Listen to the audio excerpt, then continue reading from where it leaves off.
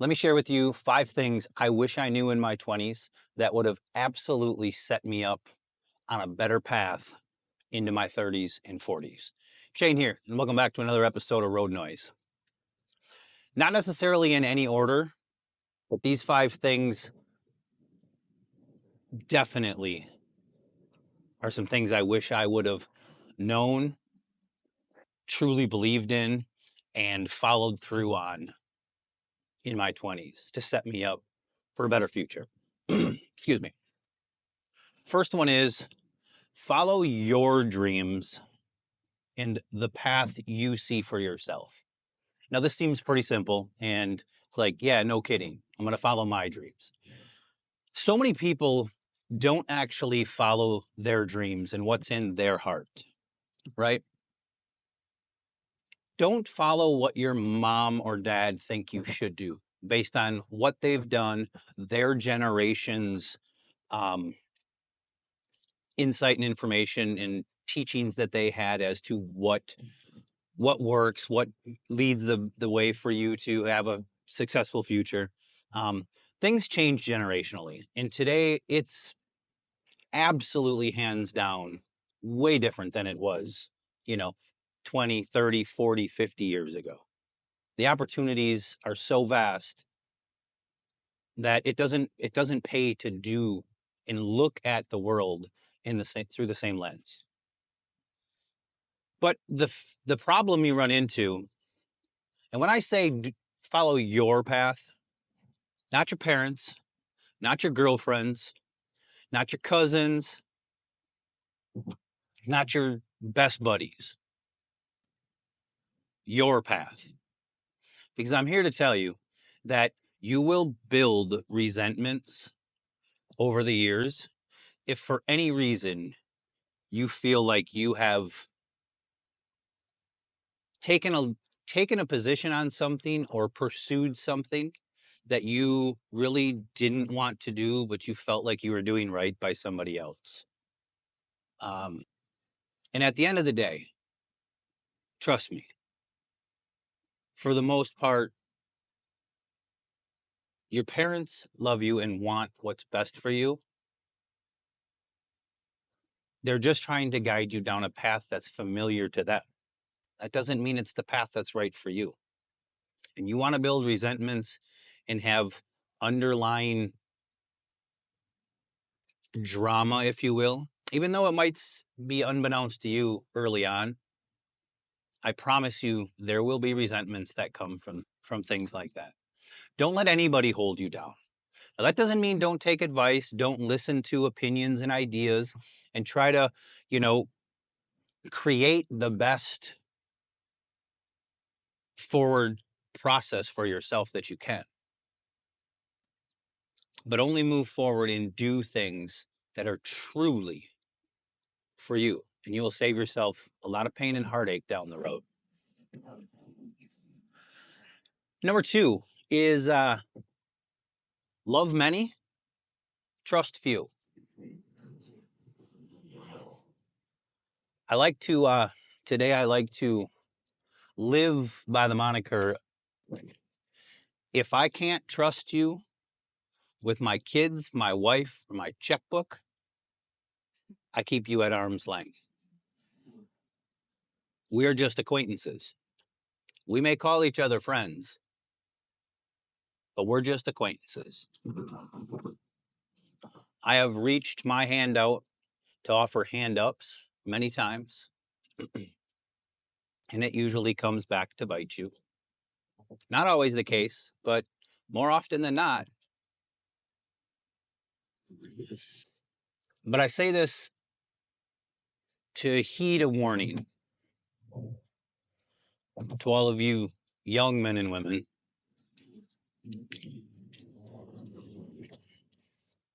Keep most people at arm's distance. It will save you a lot of pain and heartache. Now, that doesn't mean you can't trust people. I have people today that I trust very much, but that circle is very tight. In in a sense, right? You have to earn your way into that tight circle. You should require that people earn their way into your circle. Keep it small, keep it tight, and it will be one of the best things you ever do.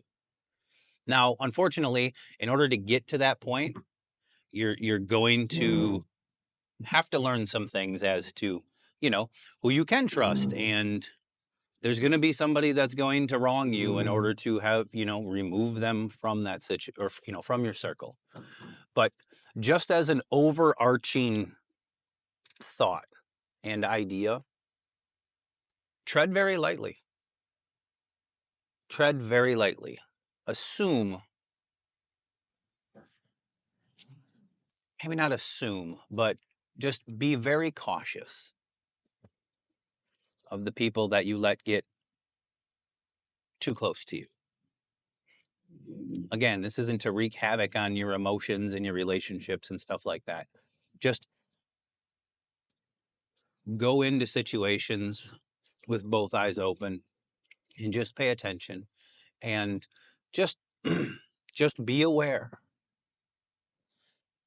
that the smaller your circle, typically the truer and the more real the people will be that are inside that circle. We only have so much time to put into any of our relationships. So we have to make sure that the time we can give to our relationships is true and is fulfilling, right? That we're doing our part and we're building strong, lasting relationships. It's hard to do if we've got 25 people that we're, trying to appease or what have you. So just keep that circle tight. It'll be a real circle. Number 3, guard your time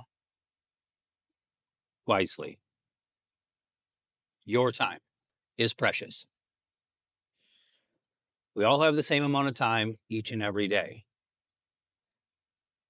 but we all often state how much time we don't have for things. And there's usually a couple reasons why that happens. One, we prioritize improperly and we don't plan accordingly. But really it comes down to just prioritizing your time. Because again, we all have the same amount of time in a day. Some people can find time for what seems like an unfathomable amount of things getting done, while others, struggle to find time to make a homemade meal. But you have to guard your free time, because when you get stretched thin and you feel like there's no time for you, you don't have time to fulfill all of the demands that are put on you, all of the people that are asking for your help. It's going to impact you greatly. And as you grow a little older, as you have different responsibilities, and as you have, whether that's a girlfriend with children or a spouse with children, even without the children, just the time that it takes to focus on the people under your rooftop. And I don't care if this isn't male or female, it goes both ways, right? We all have to put the same amount of energy into our relationships in order for them to be successful and to be thriving and be healthy relationships. But in order to put enough time and energy into the relationships that we have and make them successful, if you will, or make them healthy relationships, we have to structure that time appropriately. And this goes back to one of the previous ones, right, about keeping that circle close, because in order to give enough quality into our relationships, we have to be careful with how many we try to take on. Because if to maintain a healthy relationship, any relationship, both sides have to put in 100% of their 50% of the relationship, right? Because that's where you burn out. That's where relationships become unbalanced and they break down because somebody is giving 90% of the relationship to try to make up for the shortcomings that they feel from the other person. And then resentments build. Then anger starts setting in. And pretty soon you feel as though you are being wronged because the other person in the relationship isn't willing to put in their fair share, and it causes problems. So just guard your time, make time, unwavering time for the people in your life that matter most, those closest to you, those inside your tight circle, and keep the rest of the time for yourself. Take care of you, because if you're not good for you, you can't be good for others in your relationships. Take care of yourself. Number 4, find your unwavering purpose. I know this may sound a little cliche, and everybody, chase your dreams, follow your dreams, find your purpose. And that's all good stuff.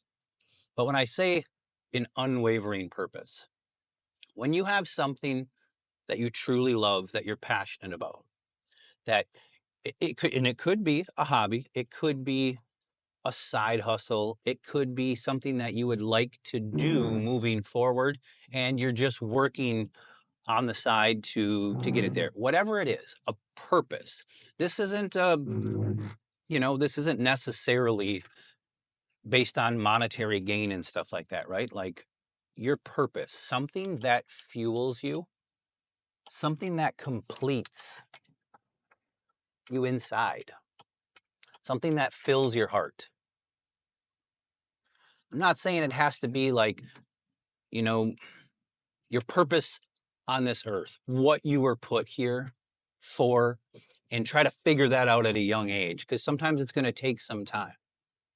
But be aware of it, be open and receptive to it, and listen to yourself, listen to your heart, and find that thing that just gives you great joy, that you can do for hours and hours, and it never feels like an obstacle or work. Something that brings you so much joy that you look forward to doing it. Find something that will fulfill your being and give you a sense of quantifying yourself in this life. That no matter what happens, this thing is important and of value to you, and you're going to pursue it because it brings you great happiness. And then be unwavering in that path. Nobody gets to take you from that. Nobody gets to trip you up on that. You don't let things get in between you and this purpose. Within reason, all things need to be balanced, but that means you're going to have something that during the ups and downs of this cyclical thing we call life, right? There's always going to be obstacles. But during some of the toughest times, if you're true in here and you have some form of purpose-driven idea or goal that you're striving towards, it will help you get through a lot of the shortcomings and tough stuff that is bound to come your way. So find your unwavering purpose. And then the 5th one is something I've touched on before, but I believe it is truly one of the most important things as a young adult. Hell, even in your early teenage years, if you can get this locked in. But once you're out in the workforce, once you've got some income being generated, excuse me, I want you to strive for 3 different goal sets. First, set up an account. I want you to shoot to put away 3 months of income. This is an oh shit fund. This is a we don't touch it life or death fund. This isn't a, oh, I found this car, I'm just going to borrow from here and I'm going to put it back later when I, do some other things. That's not what this is for. This is, I don't touch it. And if I were to have a shortcoming, if I were to get hurt at work, if something were to happen, I can live the next 90 days, the same lifestyle I'm living today, without any stress. The last few weeks of that might start to get a little stressful if you haven't got things figured out by then.